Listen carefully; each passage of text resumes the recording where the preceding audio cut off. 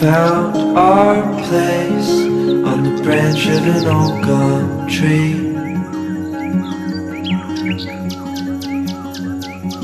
Our feet would sway to a voice in the breeze.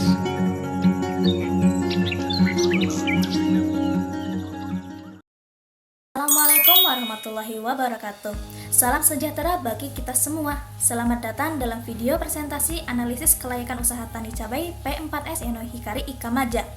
Bersama saya Farila Raihani dengan NPM 235009016 sebagai moderator dan juga pemateri yang akan memandu jalannya presentasi pada kesempatan kali ini. Mari kita simak presentasi yang akan disampaikan oleh rekan saya. Diawali dengan identitas usaha tani oleh Bapak Dadan Ridwan SPDI.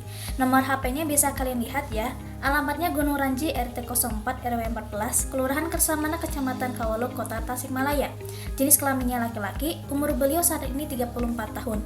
Pendidikan formal 16 tahun, pengalaman usaha tani pada cabai sudah 8 tahun.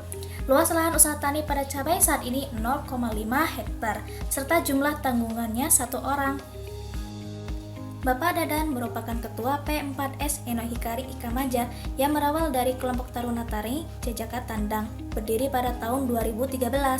Visinya melalui pelatihan dan pemagangan terwujudnya kemandirian petani dengan membangun sistem usaha tani terpadu yang berwawasan agribisnis. Visinya mewujudkan sumber daya manusia pertanian yang maju dan mandiri. Dengan berdirinya P4S ini bertujuan untuk menjawab tantangan rendahnya minat generasi muda terhadap sektor pertanian yang membantu dan mengatasi permasalahan pengangguran terselubung di pedesaan. Selain itu juga, lembaga ini fokus dalam kegiatan perdagangan, pengembangan agribisnis berbasis pertanian terpadu sekaligus pelatihan untuk bekerja di Jepang sektor pertanian. Beliau memulai usaha tani di bidang hortikultura yaitu pada tahun 2017 karena sebelumnya pada tahun 2013 beliau melakukan budidaya ikan, kemudian melakukan magang di Jepang pada tahun 2016. Nah, beliau memilih komoditas pada hortikultura yaitu pada budidaya tanaman cabai karena komoditas ini memiliki nilai ekonomi tinggi dan banyak dibudidayakan oleh petani di Indonesia. Karena memiliki peran penting sebagai bahan baku industri makanan serta kebutuhan konsumsi rumah tangga. Kemudian permintaan pasar yang terus meningkat menjadikan cabai sebagai komoditas strategis dalam mendukung pendapatan petani termasuk Pak Dadan. Pak Dadan tetap teguh pada pendiriannya menjadi petani milenial yang mendukung perkembangan agribisnis di masa depan nanti. Sekian yang saya sampaikan, dilanjut oleh rekan saya. Assalamualaikum warahmatullahi wabarakatuh. Perkenalkan, nama saya Diva Aulia Hermawati dengan ujung NPM 005. Di sini saya akan menjelaskan tentang rincian data pengeluaran usaha tani cabai dalam satu periode.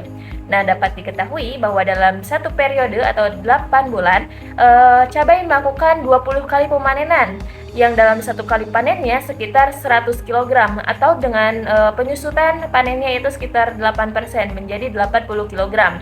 Nah, dalam 20 kg ini dikalikan 20 kali pemanenan, yaitu berkisar jadi 3.680 kg. Nah, adapun biaya yang dikeluarkan yaitu meliputi beberapa komponen utama, seperti benih sebesar 255.000, terus ada semacam pestisida, terus fungisida yang biasanya digunakan untuk mengendalikan hama dan penyakit dengan total yang cukup besar ya. Contohnya di sini ada insektisida yaitu sekitar 180.000, terus ada juga fungisida, salah satunya ada azoxystrobin yaitu sekitar 180.000 juga, terus ada penggunaan NPK, terus ada ZPT juga, terus ada lain-lainnya. Nah, di sini juga terdapat biaya sewa lahan yaitu sekitar 14 juta. Terus ada PBB selama setahun itu ada 2 juta, serta penyusutan alat sebesar 1.670.000. Nah, secara keseluruhan, total pengeluaran atau biaya produksi itu mencapai 21.200.000. Nah, ini sebelum dihitung total biaya keseluruhannya. Selanjutnya, kita masuk pada bagian perhitungan kelayakan usaha, di mana komponen biaya itu dibagi menjadi 2, yaitu biaya variabel dan juga biaya tetap. Nah, biaya variabel itu mencakup keseluruhan komponen yang berubah tergantung produksinya, seperti benih, pestisida, pupuk, dan tenaga kerja. Totalnya itu sekitar 26.100.000. Sementara biaya tetap meliputi sewa lahan, PBB, dan penyusutan itu sekitar 17.670.000. Jika dijumlahkan, total keseluruhan biaya produksi itu sekitar 43.770.000. Angka inilah yang menjadi dasar untuk menghitung penerimaan dan pendapatan pada slide berikutnya. Selanjutnya kita akan membahas tentang penerimaan dan pendapatan hasil dari usaha tani cabai, di mana dengan produksi total sebesar 3.680 kg dan juga harga jual sekitar 80.000 per kilogram yang menyesuaikan dengan harga pasar di Bandung, maka total penerimaannya yang diperoleh mencapai 294.400.000. Nah, sedangkan untuk mendapatkan hasil pendapatan bersih, maka dapat dikurangi dengan total biaya produksi yang sebesar 43.770.000. Maka diperoleh pendapatan bersih sebesar 250.630.000. Yang artinya usaha tani cabai ini sangat menguntungkan dan layak dijalankan karena mampu menghasilkan laba yang cukup besar dalam satu musim tanamnya. Nah, mungkin sekian yang dapat saya sampaikan, dilanjut oleh rekan saya. Kenalkan, nama saya Ganisa Nur Fauzan dengan NPM 235009022. Saya di sini akan menjelaskan bagian dari RC rasio dan juga BC rasio dari usaha tani cabai Bapak Dadan. Nah, yang pertama yaitu RC rasio, di mana 294.400.000 total penerimaan dibagi 43.770.000 total biaya yang menghasilkan 6,7. Nah, kan yang dimana bahwa kesimpulannya itu setiap dari RP1 biaya produksi menghasilkan RP 6,73 pendapatan, yang menandakan bahwa usaha tani ini tuh sangat menguntungkan karena hasil dari rasio dari RC-nya ini tuh lebih dari 1, yaitu 6,7.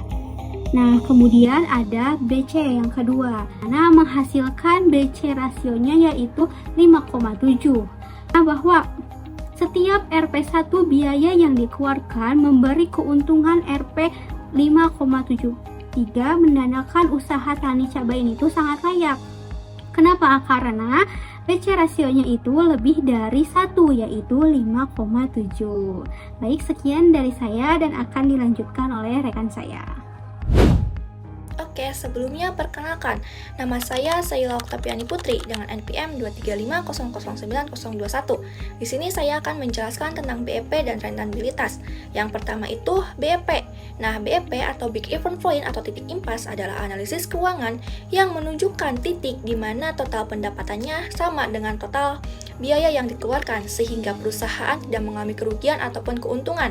Rumusnya yaitu BEP sama dengan biaya tetap dibagi 1 dikurangi biaya variabel per unit dibagi dengan harga jual. Karena biaya variabel per unit belum diketahui, maka kita harus mencarinya terlebih dahulu dengan rumus biaya variabel per unit sama dengan TIP C dibagi dengan jumlah produksi bersih. Yang dimana TIP C-nya dan juga jumlah produksinya itu sudah diketahui, yaitu 26.100.000 dibagi 3.680, maka diperoleh hasilnya 7.092. Selanjutnya dilakukan perhitungan BEP unit dengan rumus biaya tetap dibagi harga jual dikurangi biaya variabel per unit, maka perhitungannya yaitu 17.670.000 dibagi 80.000 dikurangi 7.092, maka mendapatkan hasil 242,36 per kilogram. Interpretasinya yaitu petani cabai harus menjual minimal 242,36 per kilogram cabai agar mendapatkan keuntungan, sementara penjualan di bawah angka tersebut akan mengalami kerugian. Setelah semuanya diketahui, selanjutnya masukkan ke dalam rumus BEP harganya dengan perhitungan 17.670.000 dibagi 1 dikurangi 7.092 dibagi 80.000, maka didapat hasil 19.388.818,9. Dengan interpretasi usaha cabai membutuhkan pendapatan minimal 19.388.818,19 untuk mencapai titik IPAS. Maka setiap rupiah penjualan di atas angka ini akan menghasilkan keuntungan. Oke, selanjutnya itu yang kedua, rentabilitas. Nah, rentabilitas itu bertujuan untuk mengukur kemampuan usaha tani dalam menghasilkan keuntungan dari modal dan aset yang digunakan. Ini merupakan indikator efisiensi dan efektivitas pengelolaan sumber daya dalam menghasilkan laba. Rumusnya yaitu rentabilitas sama dengan laba bersih dibagi total aset dikali 100%. Dengan perhitungannya yaitu 250.630.000 dibagi 17.670.000 dikali 100%. Maka hasil yang diperoleh sebesar 14,18% dengan interpretasi setiap dari 100 modal usaha tani cabai akan memperoleh laba atau keuntungan sebesar 14,18%, yang dimana usaha tani termasuk ke dalam kriteria baik usaha menguntungkan dengan ROA-nya lebih dari 10%. Mungkin sekian penjelasan dari saya dan akan dilanjutkan oleh rekan saya. Terima kasih. Berdasarkan hasil analisis perhitungan sebelumnya, dapat dilihat bahwa usaha tani cabai ini menghasilkan keuntungan yang cukup besar, di mana biaya produksinya itu sebesar 43 juta lebih. Nominal tersebut mampu menghasilkan penerimaan hampir 300 juta dengan nilai RC rasionya 6,7. Artinya, setiap Rp1 biaya yang dikeluarkan menghasilkan sekitar Rp6 lebih penerimaan, sehingga usaha ini tergolong sangat menguntungkan. Untuk meningkatkan hasil dan menjaga keberlanjutan usaha ini, ada beberapa hal yang dapat dilakukan. Yang pertama, meningkatkan efisiensi biaya produksi dengan penggunaan pupuk dan pestisida secara tepat agar hasilnya juga tetap maksimal, namun biayanya itu bisa lebih ditekan gitu. Yang kedua, menerapkan pola tanam bergilir atau tumpang sari. Hal ini untuk mengurangi resiko gagal panen dan menjaga kesuburan tanah. Yang ketiga, memperluas pemasaran baik secara langsung di pasar tradisional maupun melalui media sosial agar jangkauan penjualannya pun semakin luas gitu. Yang keempat, mengembangkan inovasi produksi seperti cabai bubuk, cabai kering atau sambal kemasan untuk meningkatkan nilai jual gitu. Dengan menerapkan langkah-langkah tersebut, usaha tani cabai ini diharapkan dapat berjalan lebih efisien, berkelanjutan dan memberikan keuntungan yang lebih besar. Demikian tadi pemaparan materi mengenai usaha tani cabai P4S Eno Hikari Ikamaja. Semoga informasi yang telah disampaikan dapat memberikan wawasan baru serta bermanfaat bagi kita semua. Terima kasih atas perhatian Anda. Mohon maaf bila ada kesalahan. Wassalamualaikum warahmatullahi wabarakatuh.